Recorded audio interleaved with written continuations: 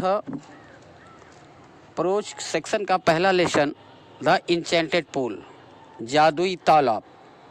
इस लेसन के लेखक हैं सी राजगोपालाचारी।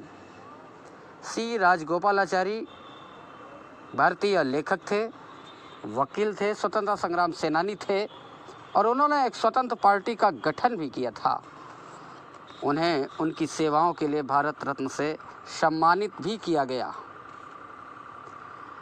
उन्होंने इस लेसन को महाभारत से लिया है। महाभारत की एक घटना जिसमें वनवास के समय जब पांचों पांडव वन में थे, एक बार युधिष्ठिर को प्यास लगी और एक एक करके सभी भाई जल की तलाश में वो वन में निकले, लेकिन कोई वापस नहीं आया। तो उससे संबंधित एक घटना है। अब टेक्स्ट देखें।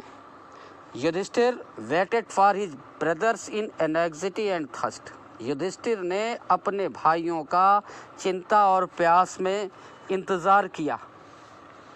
Can they have been subjected to a curse और as they still wandering about in the forest in search of water. क्या वे किसी अभिशाप से ग्रसित हो सकते हैं या अब भी पानी की तलाश में वो जंगल में भटक रहे हैं? क्या वे मूर्छित हो गए या प्यास से मर सकते हैं? Unable to bear these thoughts, इन विचारों को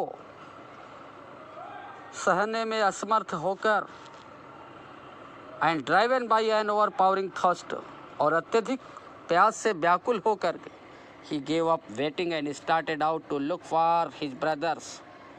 उन्होंने इंतज़ार करना छोड़ दिया और अपने भाइयों की तलाश में निकल पड़े। And the pool hoping that he might find them. और तालाब की तलाश में इस आशा के साथ कि वे उन्हें पा जाएंगे। Yudhishthir proceeded in the direction his brothers had taken and kept on walking through tracts full of wild bear and spotted deer and big forest birds till he came upon a beautiful garden meadow around the pool of clean water. Yudhishthir उसी दिशा में आगे बढ़े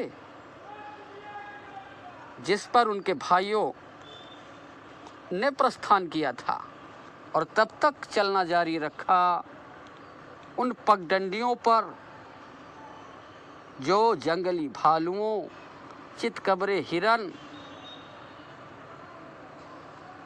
बड़े जंगल के पक्षियों से होकर जाता रहा। और वे तब तक चलते रहे जब तक एक स्वच्छ जल के तलाशे के चारों ओर हरे भरे मैदान अर्थात चरागाह पर नहीं आ गए। But when he saw his brothers lying there like flag poles, लेकिन जब उन्होंने देखा कि उनके भाई ध्वज पोल की भांति पड़े हुए हैं, unable to restrain his grief, अपने दुख को नियंत्रित करने में असमर्थ होकर, he lifted his voice and wept, उन्होंने आवाज दी और रोए। तो ये पहला पैसेज है। छोटे छोटे पैसेज में इस चैप्टर को बांट करके इनके कंप्रीहेंशन क्वेश्चंस आते हैं। बुक में एक्सरसाइज के लिए कंप्रीहेंशन क्वेश्चंस दिए गए हैं, इन पर ध्यान देंगे, इनको हल करेंगे। जो नहीं आएगा उसको हमें बताएंगे, हमसे पूछेंगे। He touched the faces of the Arjun as they lay so still and silent. और ये दूसरा पैसेज है अब जिसको 13 में पूछा भी गया था बोर्ड की परीक्षा में, तो इसको जरा ध्यान से देखिएगा। He touched the faces of Bhima and Arjun. उन्होंने भीम और अर्जुन के चेहरों को टच किया। As they lay so still and silent, चूंकि वे अभी शांत ही लेटे हुए थे। And mourned, और विलाप किया।